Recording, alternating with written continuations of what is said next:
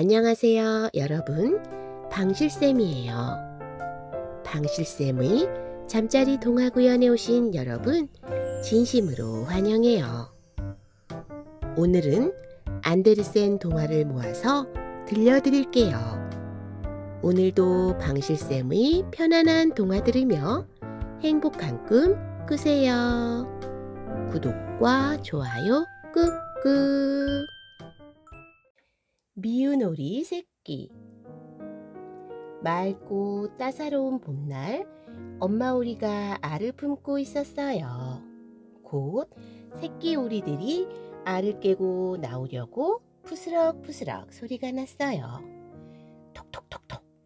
드디어 오리 새끼들이 알에서 나오고 엄마 오리는 새끼 오리들을 살펴보았어요. 모두 귀엽고 사랑스러운 오리의 모습인데 한 마리의 새끼 오리는 너무 이상한 모습으로 태어났어요. 몸집도 크고 깃털은 회색빛이었죠. 아니, 이게 뭐야? 우리 아기가 이렇게 못생겼다니. 정말 실망이야. 걔는 정말 이상하게 생겼어. 우리랑 달라. 형제 오리들도 이상한지 수군거렸어요. 엄마 오리는 미운 오리는 챙기지도 않고 다른 새끼 오리들만 데리고 물가로 나갔어요. 미운 오리 새끼는 태어나자마자 외톨이가 되었어요. 주위의 다른 오리들과 친해지고 싶어 먼저 다가가 인사도 해보았지만 모두 미운 오리 새끼를 외면했어요. 얘들아, 안녕? 나랑 같이 놀지 않을래? 땅 위로 올라온 미운 오리 새끼가 농장의 강아지와 고양이에게도 인사를 했지만 화를 냈어요. 막! 넌 오리같이 안 생겼는데? 그러게 말이야. 냥, 진짜 이상하게 생겼네. 꽉꽉꽉. 얘야, 저리로 갈래? 우리는 너랑 놀고 싶지 않아. 농장 동물들이 화를 내며 미운 오리 새끼를 쫓아버렸어요.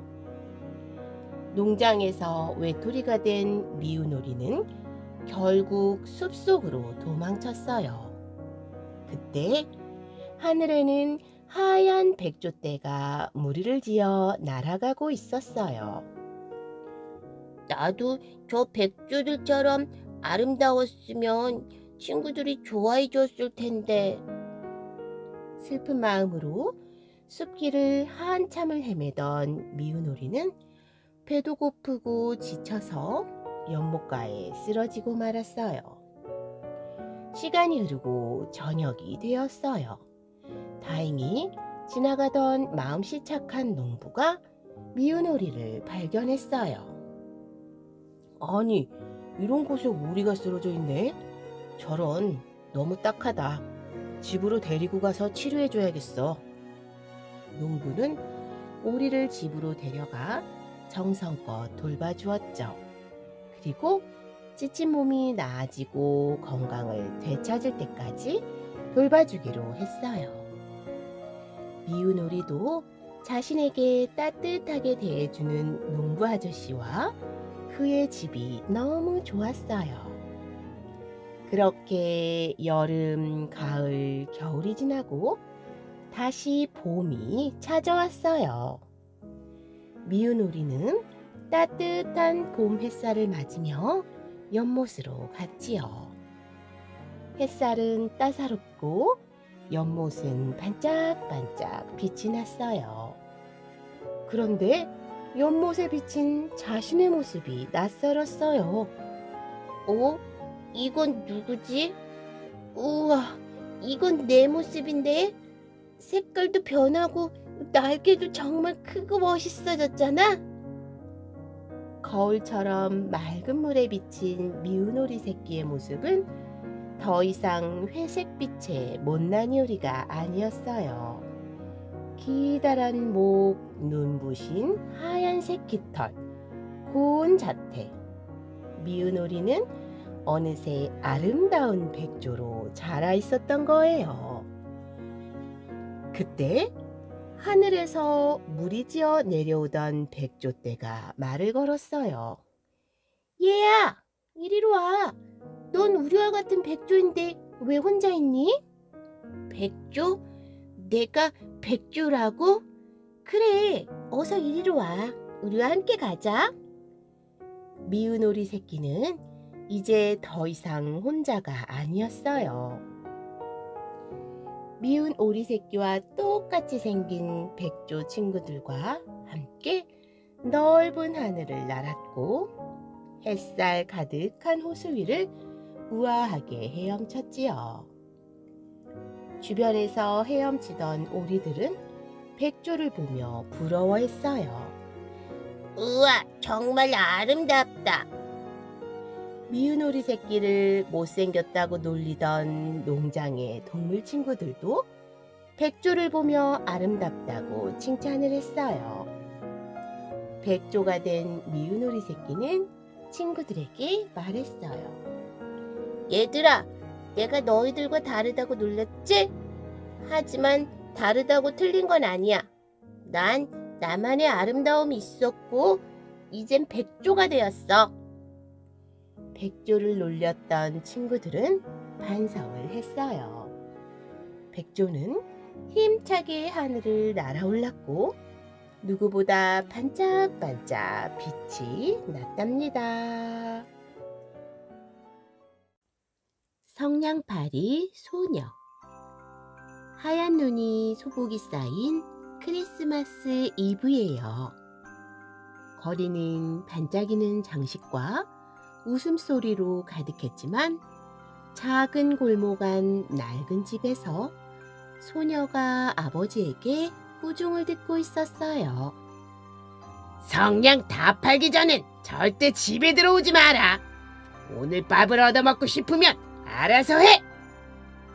낡고 얇은 옷차림을 한 소녀는 성냥갑을 들고 길가로 나왔지요. 아버지의 거친 목소리가 아직도 귓가에 맴도는 것 같았어요. 아, 추워. 성냥을 어서 팔아야 할 텐데. 소녀는 맨발에 낡은 슬리퍼만 신은 채 차가운 눈길을 걸었어요. 손에는 성냥이 담긴 작은 상자가 들려 있었죠. 성냥 사세요. 따뜻한 성냥이 있어요. 소녀는 지나가는 사람들에게 성냥을 사달라고 외쳤지만 사람들은 바쁘게 걷기만 했어요. 누구 하나 소녀에게 눈길을 주지 않았어요. 그때 쿵쿵 하면서 갑자기 마차가 소녀 앞을 지나쳐갔어요. 소녀는 깜짝 놀라 넘어졌고 손에 든 성냥을 바닥에 모두 쏟아버렸어요. 소녀는 눈물이 났지만 꾹 참고 눈 속에 떨어진 성냥을 하나하나 주워 담았어요. 그때 동네 아이들이 다가와 소녀를 놀렸어요. 얘 거진가 봐. 아우, 신발이 저게 뭐야. 한 아이가 소녀의 슬리퍼 한 짝을 빼앗아 도망쳤어요. 얘들아, 그러지 마. 내 신발 돌려줘. 하지만 동네 아이들은 도망을 가버렸고 소녀는 울먹이며 눈밭 위를 맨발로 걸을 수밖에 없었어요. 배도 고프고 지친 소녀는 한 식당 앞을 지나게 되었어요. 식당 안에는 가족들이 웃으며 칠면조와 따뜻한 수프를 먹고 있었죠. 아, 배고프다. 저 스프만이라도 먹을 수 있다면. 하지만 소녀는 식당에 갈 돈이 없었어요. 너무 배가 고프고 추운 소녀는 얼마 걷지 못하고 어두운 골목 구석에 쪼그려 앉았어요. 그리고 성냥 하나를 꺼내 불을 붙였어요. 성냥불 속에 따뜻한 난로가 나타났어요. 불빛에 손을 가져다 대자 몸이 사르르 녹는 듯했죠. 하지만 성냥이 꺼지자 난로도 함께 사라졌어요. 소녀는 아쉬운 마음에 또 하나의 성냥을 켰어요. 이번엔 김이 모락모락 나는 수프와 빵이 눈앞에 펼쳐졌어요. 맛있겠다. 소녀는 조심스레 손을 뻗었지만 불빛이 꺼지자 음식도 사라졌어요. 세 번째 성냥을 켜자 크리스마스 트리와 선물이 가득한 방이 보였어요. 그곳엔 따뜻한 가족의 웃음소리가 들렸지요. 하지만 그 빛마저 꺼지자 소녀는 다시 어두운 현실로 돌아왔어요. 소녀는 마지막 남은 성냥을 들고 조심스레 불을 붙였어요. 이번이 마지막 성냥이야. 그 순간 포근한 빛 속에서 소녀가 세상에서 가장 사랑했던 할머니가 나타났어요. 할머니, 너무 보고 싶었어요. 아가야, 추웠지? 이젠 괜찮아. 이 할미랑 함께 가자. 할머니는 따뜻한 미소로 손을 내밀었어요. 소녀는 눈물을 흘리며 그 손을 꼭 잡았어요. 그리고 빗속으로 걸어 올라가 하늘나라에 도착했어요. 그곳에는 오래전에 세상을 떠난 엄마도 웃으며 기다리고 있었어요. 우리 딸, 이제 다 괜찮아. 엄마와 함께 지내자꾸나. 소녀는 엄마의 품속에 안겨 너무나 행복했어요. 그날 밤 소녀는 다시는 추위도 배고픔도 없는 세상에서 가장 따뜻한 품 안에 안겨 평온하게 잠들었어요. 그리고 크리스마스 날 아침, 지나가던 사람들은 골목길에 꽁꽁 얼어있는 소녀를 발견했어요. 사람들은 소녀를 불쌍히 여겼지만 소녀는 미소를 띠고 행복한 모습을 하고 있었답니다. 하늘을 나는 가방. 옛날 아주 먼 나라에 부자 장사꾼이 살고 있었어요. 그에게는 하나뿐인 아들이 있었지요. 하지만 그 아들은 일도 하지 않고 매일 놀기만 했어요. 오늘은 무얼하며 재미있게 놀아볼까? 어떤 친구들하고 놀면 재밌으려나? 청년은 매일같이 돈을 펑펑 쓰고 웃고 떠들며 시간을 보냈어요.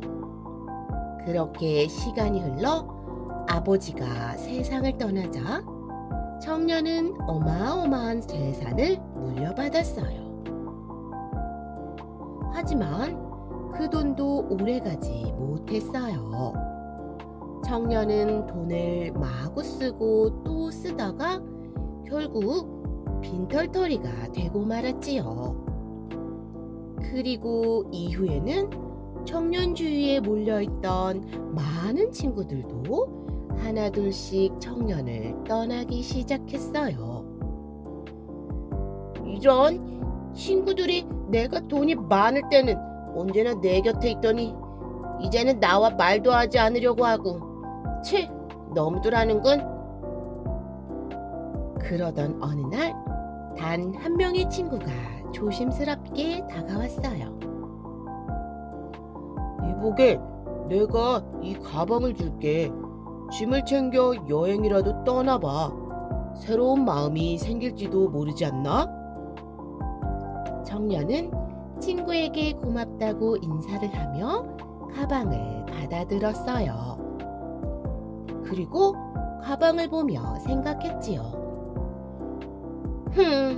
빈털터리가 되어서 이 가방에 넣을 물건도 없는데 무얼 넣어서 여행을 떠나지? 나라도 한번 들어가 볼까? 그런데 이게 웬일이에요? 가방에 앉자마자 붕 하고 하늘로 날아오르기 시작했어요. 우와! 날아오른다! 이건 하늘을 나는 가방이잖아! 청년은 두근두근 가슴을 안고 하늘을 가로질러 온 나라 이곳 저곳을 구경했어요. 그러다가 어느 날 한 낯선 도시에 도착했어요. 청년은 마법 가방을 조심히 숲속에 숨겨두고 마을을 돌아보기로 했지요. 그 마을엔 아름답고 커다란 성이 있었어요. 그런데 그곳에 어여쁜 공주가 살고 있는데 부모님이 허락하지 않는 남자를 만나면 불행해질 거라는 예언 때문에 밖에 나가보지도 못하고 늘 혼자 궁궐 속에 갇혀있다는 소문이 돌고 있었어요. 공주의 소문을 들은 청년은 호기심이 생겼어요. 내가 공주님을 한번 만나볼까? 그래서 숨겨놓은 마법 가방을 타고 성으로 훨훨 날아갔지요. 성 안 어느 창문에 공주님이 서 있는 것이 보였어요. 안녕하세요, 공주님. 저는 하늘을 지키는 전사랍니다. 청년은 순간 거짓말을 해버렸어요. 공주는 환하게 웃으며 청년을 반겼지요. 정말이요? 정말 천사님이신가요? 우와, 저는 아무하고도 만날 수 없었고 너무 외로웠는데 우와, 전사님이 이렇게 와주셨다니 꿈만 같아요. 그날 청년은 공주님에게 재미있는 이야기를 들려주었고 공주님은 정말 기뻐했어요. 다음 날부터 청년은 매일 공주님을 찾아갔어요. 신기한 모험 이야기, 재미있는 괴물 이야기, 웃긴 동물 이야기까지 이야기를 많이 들려주는 천사를 공주는 매일 기다렸지요. 그러다가 그 둘은 사랑에 빠지고 말았어요. 공주님, 저는 당신과 결혼하고 싶어요. 청년이 말하자 공주님이 말했어요. 저는 부모님이 허락해 주시는 사람과 결혼할 수 있어요. 저와 결혼하고 싶다면 부모님께 허락을 받고 오세요. 청년은 공주님의 말에 왕과 왕비님을 찾아가서 말했어요. 임금님, 그리고 왕비님, 저는 공주님과 결혼하고 싶습니다. 그러자 왕과 왕비는 말했어요. 내 딸과 결혼하고 싶다면 그동안 누구도 말하지 않았던 신비롭고 재미있는 이야기를 들려주어라. 네, 그러면 결혼을 허락하겠다. 청년은 고민을 했어요. 어떤 이야기를 들려드려야 임금님과 왕비님께서 즐거워하실까? 청년은 밤이 새도록 생각을 해서 이 세상 단 하나뿐인 멋진 동화를 만들었어요. 다음날 아침 임금님과 왕비님께 그 이야기를 들려주었고 임금님과 왕비님은 크게 웃으며 좋아했어요. 하하하하, 좋다. 자네와 공주의 결혼을 허락하겠네. 며칠 후 결혼식을 앞두고 궁궐에서는 성대하게 파티가 열렸어요. 밤이 되자 불꽃놀이도 시작되었지요. 너무 기쁜 청년은 마법의 가방을 타고 하늘을 날아다녔어요. 반짝반짝 터지는 불꽃들 사이로 날아다니며 공주님을 즐겁게 해주었지요. 그런데 그만 파치치치 파파파파 불꽃놀이의 불씨가 가방에 옮겨붙어 가방이 몽땅 타버리고 말았어요. 안 돼! 청년은 숲으로 가방과 함께 떨어졌어요. 이제 더 이상 날아오르지도 못하고 공주가 있는 성으로 돌아갈 수도 없게 되었지요.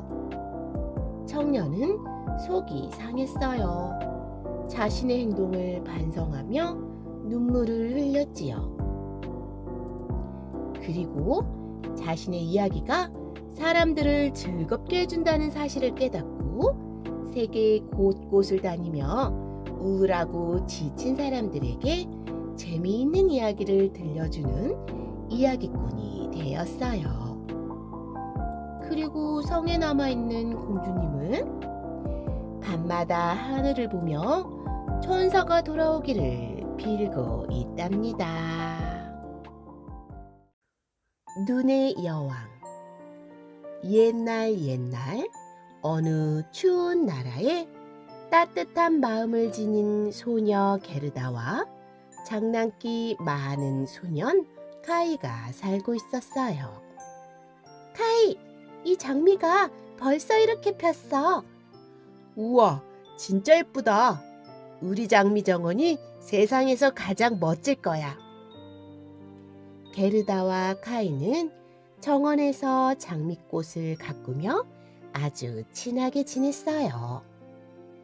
그러던 어느 날 하늘에서 바람을 타고 무서운 거울 조각이 날아왔어요. 그건 마음을 차갑게 만드는 눈의 여왕의 마법 거울 조각이었어요. 눈의 여왕의 거울이 깨졌고 그 조각 하나가 카이의 눈과 가슴에 박히고 말았지요. 아, 눈이 너무 따가워. 가슴도 갑자기 아프고. 카이, 괜찮아? 어디가 다친 건지 내가 한번 볼게. 됐어. 나를 그냥 내버려둬. 게르다가 걱정스럽게 물었지만 카이는 차가운 눈빛으로 말했어요.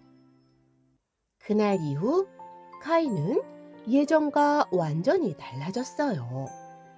정성스럽게 가꾸던 장미를 다 뽑아버리고 게르다에게도 짜증만 냈지요. 장미가 뭐가 예쁜데? 다 필요 없어. 겨울이 되어 눈이 펑펑 내리던 날 카이는 혼자 썰매를 끌고 나갔어요.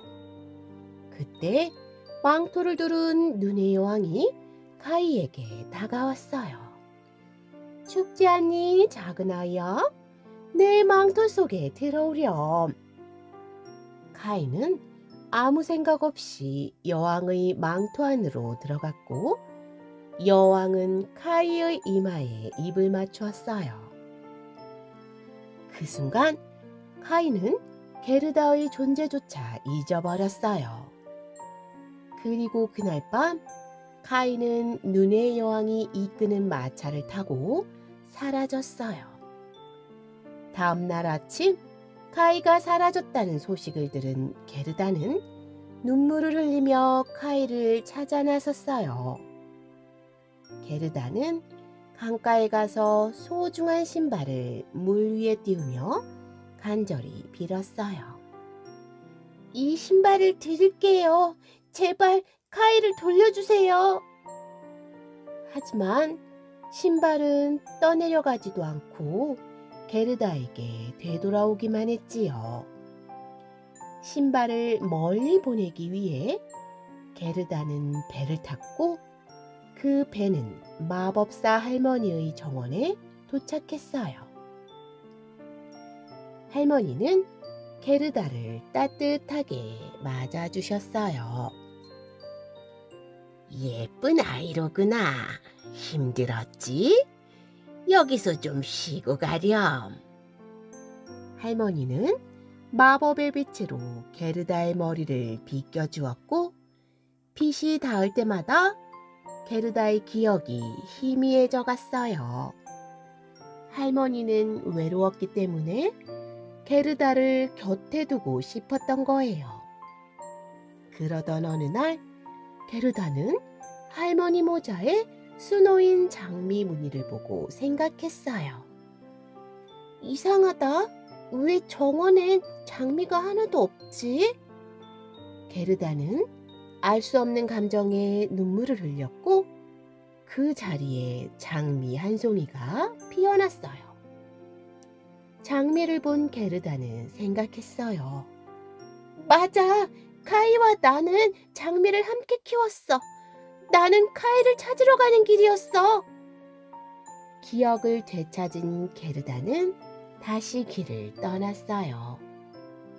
그러던 중 까마귀를 만났어요. 까마귀야, 혹시 카이를 만난 적 있니? 깍! 소년을 찾고 있는 거니? 깍! 공주님과 결혼한 소년이 있어. 정말? 그 소녀는 카이일 수도 있어. 제발 나를 그 성으로 데려다줘. 까마귀는 게르다를 성으로 안내했어요. 게르다는 살금살금 공주의 침실로 들어갔고 침대에 누워있는 소년을 보고 두 눈을 크게 떴어요. 카이! 게르다는 소년을 흔들어 깨웠어요. 하지만 소년이 일어나 보니 카이가 아니었어요. 어머, 죄송합니다. 저는 제 친구인 줄 알았어요. 게르다는 실망감에 고개를 떨구었지만 왕자와 공주는 게르다의 사정을 듣고 따뜻하게 위로해 주었어요. 너는 정말 용감한 아이로구나. 네 친구를 꼭 찾을 수 있을 거야. 그리고는 마차와 여행에 필요한 물건을 준비해 주었어요.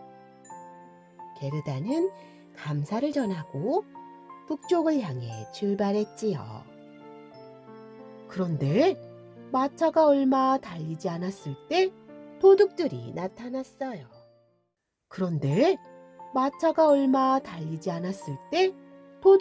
나타났어요. 아이, 꼬마! 이 마차는 너에게 어울리지 않아. 이 마차를 우리가 가져가야겠어. 도둑들은 게르다에게 마차를 빼앗고 게르다를 해치려고 했어요. 그때 도둑들의 딸이 게르다를 보며 말했어요. 나는 이 아이와 놀고 싶어요. 내 방으로 데리고 갈래요. 게르다는 도둑의 딸과 함께 그녀의 방으로 갔어요. 그곳에는 비둘기가 살고 있었어요. 이 비둘기들은 내 친구들이야. 너는 어떻게 이곳까지 오게 되었어? 게르다는 카이를 찾아다니고 있다는 이야기를 했어요. 그때 게르다의 이야기를 듣던 비둘기가 말했어요. 꾸구, 꾸구. 나는 그 아이를 알아. 그 아이는 눈의 여왕의 썰매를 타고 라플란다로 갔어. 라플란드라고? 나도 그곳으로 가야겠어. 어떻게 하면 그곳으로 갈 수 있는 거야? 도둑의 딸은 술록에게 게르다를 라플란드로 데려다 주라고 했어요. 게르다는 도둑의 딸과 비둘기에게 고맙다고 인사를 하고 술록을 타고 라플란드로 향했지요. 라플란드에 도착하자 한 할머니가 나와서 말했어요. 게르다야, 이곳엔 눈의 여왕이 살고 있지 않단다. 눈의 여왕은 핀란드에 살고 있지. 내가 편지를 써줄 테니 핀란드 여인에게 주렴. 도움이 될 게다. 게르다는 술록과 함께 다시 길을 떠났고 마침내 핀란드 여인이 사는 오두막에 도착했어요. 저는 눈의 여왕과 함께 간 제 친구 카이를 찾고 있어요. 제발 저를 좀 도와주세요. 핀란드 여인은 게르다를 따뜻하게 맞아주었지만 고개를 저으며 말했어요. 게르다야, 나는 여왕의 성으로 가는 길을 알려줄 수는 있지만 다른 것은 해줄 수가 없구나.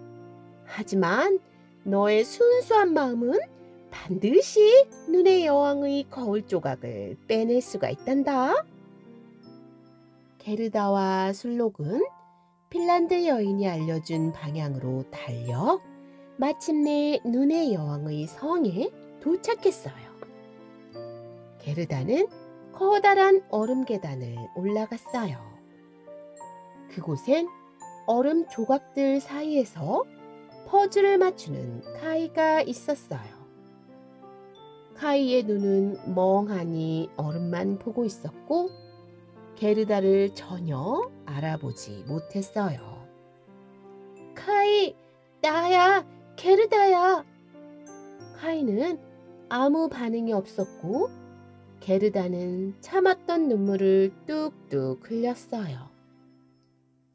카이, 제발 나를 봐봐.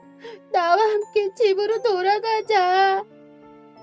그때 그 눈물이 카이의 가슴에 닿자 쨍 얼어붙은 조각이 녹으며 사라졌어요. 카이는 정신을 차리며 말했어요. 게르다, 내가 왜 여기에 있지? 넌 어떻게 된 거야? 게르다와 카이는 서로를 꼭 안았어요. 카이의 눈에서도 눈물이 흘렀고 그 순간 그의 눈 속 거울 조각도 사라졌어요. 게르다, 모두 네 덕분이야. 이젠 눈도 가슴도 아프지 않아. 넌 정말 나의 소중한 친구야. 우리 어서 집으로 돌아가자. 그래, 카이, 어서 집으로 가자. 게르다와 카이는 술록을 타고 집으로 돌아갔어요. 그들이 돌아가는 길은 더 이상 춥지 않고 햇빛이 반짝였어요. 그리고 두 사람의 정원엔 장미가 다시 활짝 피어나기 시작했답니다.